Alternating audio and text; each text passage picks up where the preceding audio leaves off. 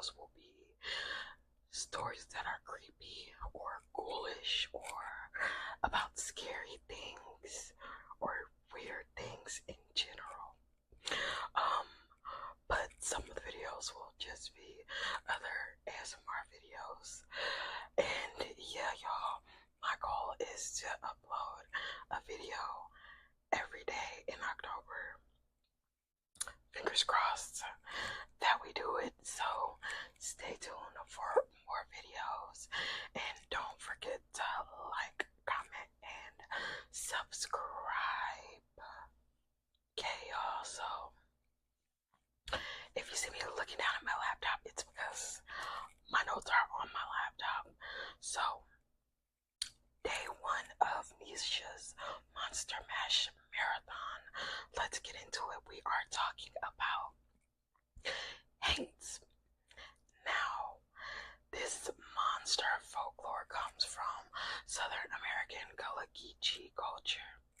And Gullah Geechee people are descendants of enslaved people from U.S. Low Country and Sea Island.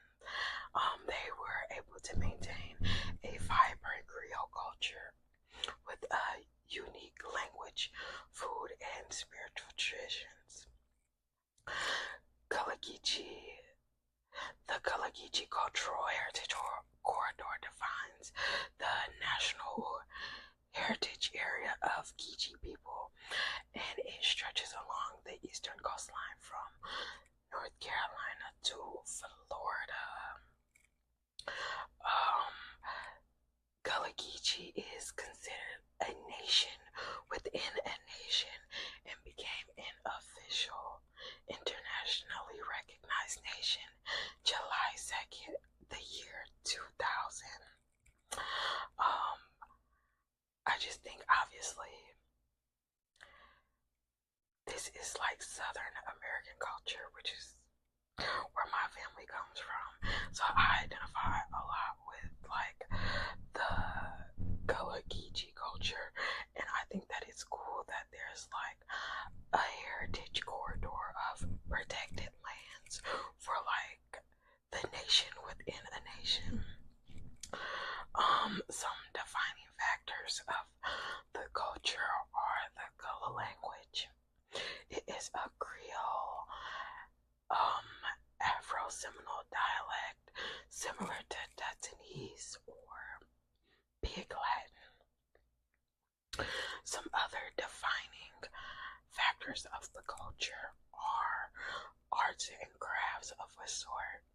So these include things like sweetgrass baskets, which are like these beautifully weaved baskets, and storytelling with quilts that often get passed down through generations.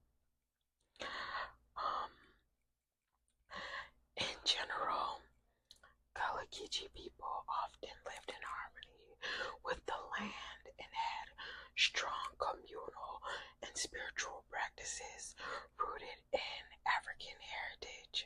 So shout out to all the Gullah Geechees. And Gullah Geechee is a part of a larger subculture of African American people who are known as Sulans. So shout out to the Gullah Geechees, shout out to the Sulans. And now let's get into some spooky stuff now that we have some background. Okay, so now that we have our background on Gullah Geechee culture, where this story today originates from, let's get into the spooky stuff. And today the topic is Haints. Haints or haunts can be used as a general term for a ghost or evil spirit. Today we will focus on specific Haints, and these have been most commonly popularized in the movie Sinners. If you guys have seen Sinners, please leave your opinions, your ranking, what you thought of the movie down below. So, Haints are known as restless spirits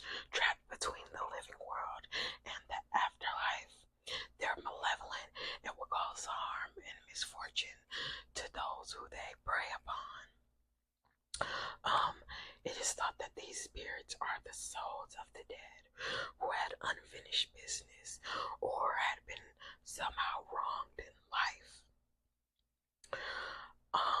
The physical description of Haints is kind of interesting because Haints usually were thought to be like invisible, more like a traditional ghost type of thing. But when they appear as people, they appear as like a normal looking person who may just be like slightly more pale than usual or something like that. In general, when you're talking about a general Haint, it's seen in like a ghostly fashion, and if you see it in its like human person form, it's more so like a regular person that's just a little more pale. So what happens when like someone is under attack from a Haint? Haints are these vengeful trapped souls who cause misfortune and terror. That's like a common theme, is that they cause misfortune. So if you like come into contact with a Haint, then a lot of bad things will start to happen to you for no apparent reason, or you'll be unlucky in a way. Another thing they do is cause a paralysis. A Haint can steal your breath and ride you like a horse, leaving you paralyzed and breathless. This is sometimes called hag-ridden, or I've heard it being called like when the witch rides your back. And this phenomenon has actually happened to me before, where like I was asleep in bed and I woke up and like I felt very breathless and I had sleep paralysis, and like what was told to me is like the witch rode your back. Like, so it's the same idea, just different names. Hagrid or the witch riding your back. Sickness and madness. It is also said that Haints can torment and manipulate the living, causing illness, misfortune, and psychological distress. Another idea of like a Haint, someone being under attack from a Haint, is like someone that goes mad or goes crazy, and you know, it like starts small with like, oh, they're just worried, and like this anxiety builds and builds until they're like out of their minds or crazy. That's like an effect in this context of being taken over by a Haint or being possessed by a Haint. Which is another thing. Haints are said to take over a person's body, effectively possessing them, and you know, like controlling and manipulating them to carry out their like evil deeds within the human world. And even in some particular cases, Haints have been known to steal people's skin. This specific type of Hank is known as a Boohag, and Boohag steals the skin of the person that it kills. So it's like a special or particular type of Haint. So Boohags are said to slip into homes through tiny openings, such as a crack in the wall or open windows. These Boohags are evil spirits that gain sustenance by sitting on the chest or one's sleepless victim, draining their breath and even their life source. Some people say that Boohags can appear as an old woman, but apparently, deep within the night, they shed their skin and they appear as beings with red muscles and blue veins. This is like so freaky, so they would appear as basically a skinned human.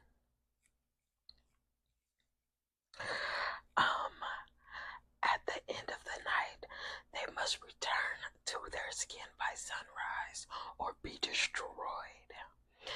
And this is why sometimes they kill their victims to take their skin and blend in amongst humans.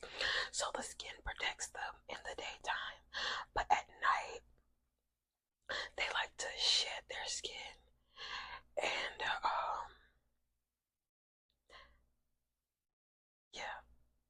they like to shed their skin, but if they find themselves running out of time and there's a victim at hand, this is when sometimes the theft of skin that I talked about earlier comes into play. And the Boohag will kill their victim and steal their skin to survive into the daytime. If you were to ever find empty, discarded human skin, it would be advised to douse it in salt and pepper. This way, when the Boohag returns, the salt and pepper will burn the skin, destroying him or her at sunrise. This is also thought to be the most powerful defense against destroying the Boohag. So, if you were, for whatever reason, to come across empty human skin, there may be a Boohag around. Sprinkle a little salt and pepper, and that way it'll burn through the skin. And why is it always she? It may be a he. She or he. Every time I looked up anything about a Boohag, it always says she. But the monster won't be able to get back into their skin. That is the most powerful defense specifically for a Boohag. But in terms of protection against Haints in general, there's a list that we can run through. So keep yourself protected in this spooky season and follow some of these things. So first, the color blue is often used. Specifically, it's called Haint blue, which is like a soft ethereal shade of blue. It's almost like a deep baby blue, if I could explain it that way. So in older times, and still to this day in the Kawakichi Heritage Corridor, people are known to paint their porches, doors, and windows Haint blue in order to ward off these evil spirits. Once again, they're known to slip in through like the cracks in windows and things like that. So they would paint the doors, paint the windows Haint blue to ward off the spirit. This tricks the spirit into thinking the area was the sky or water, both of which the Haints cannot cross due to being a trapped spirit. So I mentioned earlier, like, Haints are kind of these spirits that are in this weird middle phase where they're trapped between our current living lives and the afterlife. For whatever reason, they had a deed that they could not complete. So they're somehow trapped in this weird middle ground. Because of that, because people think like the norm would be like going off to heaven or whatever into the big blue sky. Like they can't cross the sky because they're trapped in this space. So if they think they can't cross, they won't even be interested in attempting. Another defense against Haints are bottle trees. These are trees adorned with cobalt blue bottles as protective measure. The bottles are thought to catch and trap the wandering spirits inside of the bottle, and it holds them there until the sun goes up or they will be destroyed. So yeah, kind of like, I don't know why the Haints would get drawn to the bottle tree, but the idea is that they're somehow drawn to the bottle tree. They get trapped inside of the bottle, and then when the sun rises, they're destroyed. Also, another way to protect yourself against Haints is that a fun fact about Haints is that they are compulsive in counting things. They have a compulsion to count. So people are known to hang a broom over their doorway. Then the Haint will have the compulsion to count the bristles, and it will not finish counting the bristles before dawn and risk being killed by the sun or to just leave your porch alone. Another known protection is to leave a book open by your bed. That way they won't be able to judge you while you're sleeping, because they will have the compulsion to count all of the words on the pages beforehand. And some people, specifically in like Creole, Louisiana, modified this by using newspaper as wallpaper, or even by covering their windows in newspaper, for the same reason that Haints will be stuck and have to count all of the words on the sheets of paper before being able to enter the home. Another form of protection against Haints is to, at night, throw out a jar of beans, or like lima beans or pinto beans, and that way the Haints will have to count the beans before coming in the home. And it's the same idea. They'll like risk. Oh my god, do y'all hear that? I hope y'all don't hear the ambulance in the background. But anyways, it's the same idea. They'll risk counting all the beans and being destroyed by the sun during sunrise. So that's pretty much the story of Haints. This is just our first little spooky story that we're getting into, and it came from my culture. I thought it would be interesting to start with it, and it's been like so popular lately with Sinners. So I guess I can give a little Sinners review. So I've seen Sinners probably like 3 or 4 times. I saw it twice in theaters, and I saw it again streaming. So maybe twice streaming. I don't know, 3 or 4 times. Twice in theaters though. And I thought that it was like a really good movie. At first I thought it was a little cringe, like the part where they combined all of the dancing and all of the cultures throughout different times, and there was like the hip-hop right part. I don't know, I felt like the actual music could have been mixed a little more, but other than that, I loved it. setting in the Delta South. Like, it reminded me a lot just about where my own grandma grew up at. Like, the imagery was very similar. And I also will say, like, one of the things with Sinners is that apparently, allegedly, originally, Jonathan Majors was supposed to play like one of the Smokestack twins, and Michael B. Jordan was supposed to play the other. And I can totally see that. I can see where like Smoke, which was the one that was like in blue, was supposed to be Jonathan Majors, and Stack was like supposed to be Michael B. Jordan. But either way, I feel like Michael B.